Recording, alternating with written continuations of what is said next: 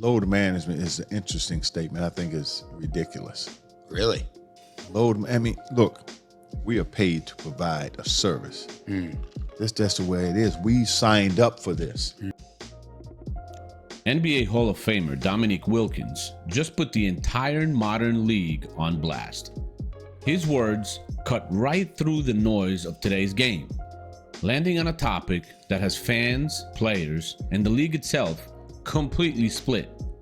He's talking about load management. Those two words that have basically come to define this era of the NBA.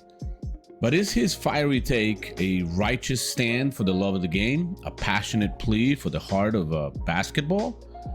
Or is he just an old-timer out of touch with what it takes to be an athlete today? This isn't just about resting players. This is about the soul of the sport. Now let's get into it, guys. So what exactly is load management, really? It's a strategy where a team decides to sit a perfectly healthy player just for rest. The idea, which is backed by a ton of sports science data, supposedly, is to prevent long-term fatigue and lower the risk of major injury. But yet we see more and more players these days with, major injuries, especially Achilles tears. Man, there was a lot of those. Teams are using sophisticated analytics, supposedly, to track everything from a player's minutes on the court to the literal distance they run in a game. All to make a calculated call on when to pump the brakes. The goal is pretty simple. Protect your superstars, make their careers last longer, and have them in peak condition when the playoffs roll around. But here's the problem. While teams are playing the long game, the fans live in the moment. They're the ones shelling out money for tickets, which now average close or more than $100, even, at the cheapest ones. A lot of times, just to see one specific player. Imagine saving up, traveling for a game. Maybe it's the only one you can afford all year or maybe all life. There's a lot of different people. Just to find out that the star you came to see is sitting on the bench in a nice suit as a healthy scratch. It's a gut punch. And it's happening more and more. A recent ESPN poll found that a whopping 64% of fans feel like total load management is making their experience worse. And this isn't just a fan problem, it's a league problem. The NBA knows it.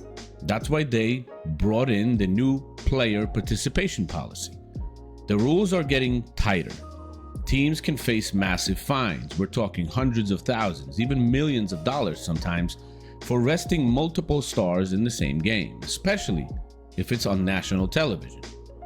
They even put in a 65 game minimum for a player to be eligible for big awards like the MVP, which is a direct shot to incentivize guys to actually suit up.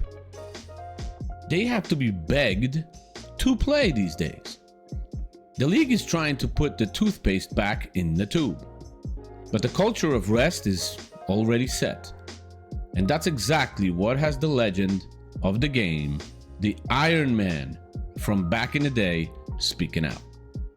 And that brings us back to Dominique Wilkins, the human highlight film.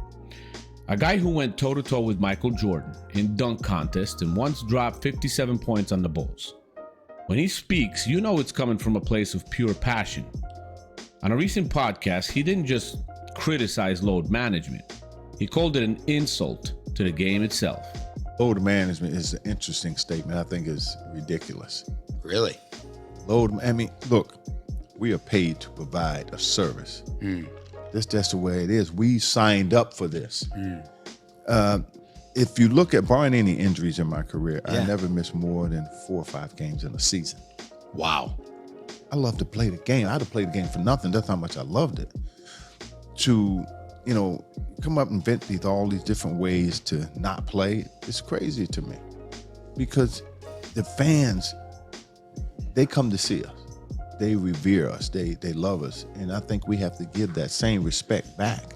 And so when you take off 25, 30 games a year, I'm like, wow. That's a lot of games. That's a lot of games, And so I've never done that. If you have injuries that you're hampered with, and needs attention.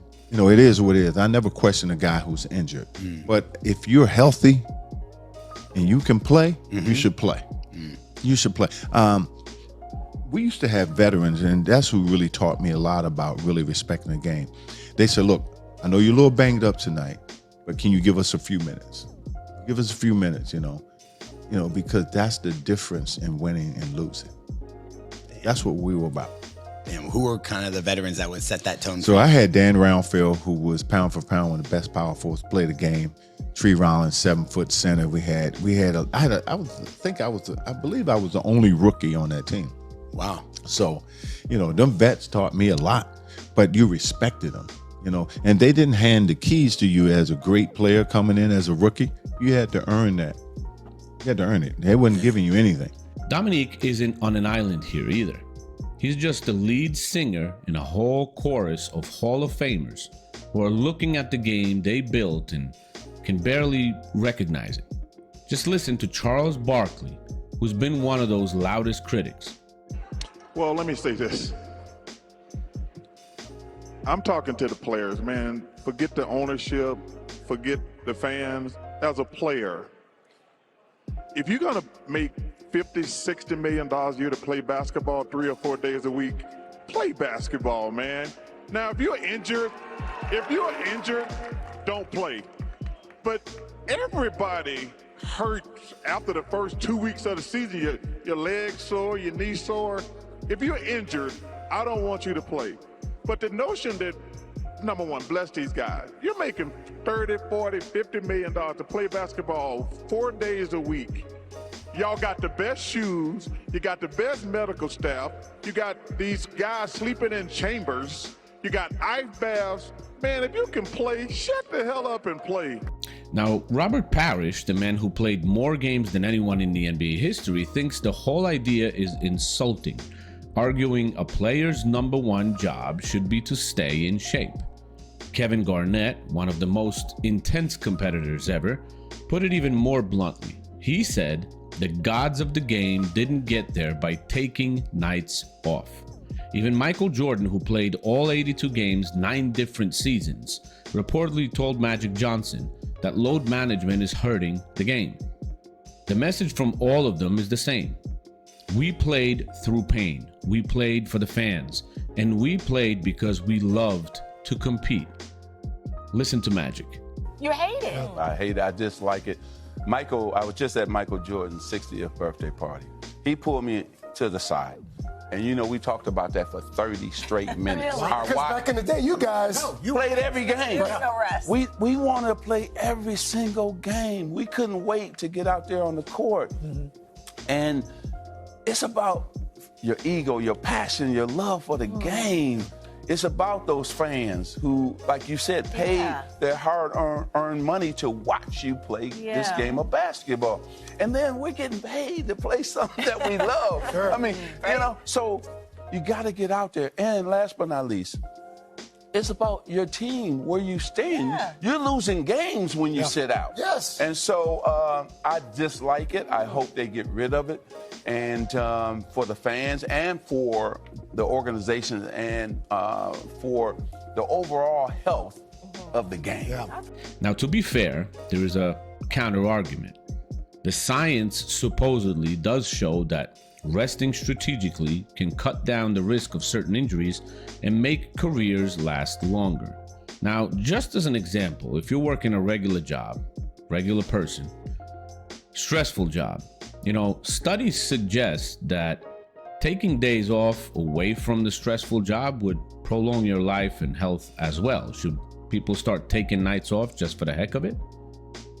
A 2022 study suggested players who averaged fewer than 32 minutes a game were 30% less likely to have a season-ending injury. Now, people who support it say this isn't about being soft, it's about being smart. When contracts are worth hundreds of millions of dollars, a player's body is a priceless asset, and teams are just protecting their investment, you could say. You want your best guys ready for a deep playoff run, not worn out from a meaningless game in January. It's a pragmatic approach for a league that's more demanding and analytical than ever. But for Dominique and his peers, calculation is missing the most important variable: heart. This isn't just a debate about rest. It's a clash of cultures, a collision between two totally different ideas of what it means to be a pro athlete. And Dominique Wilkins points his finger right at the source: how players train. I think, the way we train, the way we practice, like we would do training camp for 2 weeks, sometimes 3 weeks, until you get out of that first month of the season. Training camp now is 3 days, 3-4 days, Wow. And it's a lot of it is not contact. You have one practice that's contact, one that's more learning, teaching. And so it's the way we train for that season. Yeah. Our training camps, and let me tell you, practice was always harder than the game. And because that makes you ready and better to get ready to play. Because practice always should be harder than the game. It should always be harder. Really? Because that keeps you from injury. A lot of guys get injured early before they even play a game, going into the regular season, either in training camp or preseason. A lot of guys are not ready. But we were ready to play. Now, there is a possibility he might be slightly exaggerating a bit. More camps are closer to a week, but a lot of them are not even a week. But his point stands. A training camp that lasted 2, 3, sometimes even 4 weeks back in the day. Imagine that. 3 or 4 weeks of grueling, body-breaking work meant to forge players into iron. It was a different time, defined by a different kind of physical toll. Practices were wars, games were battles.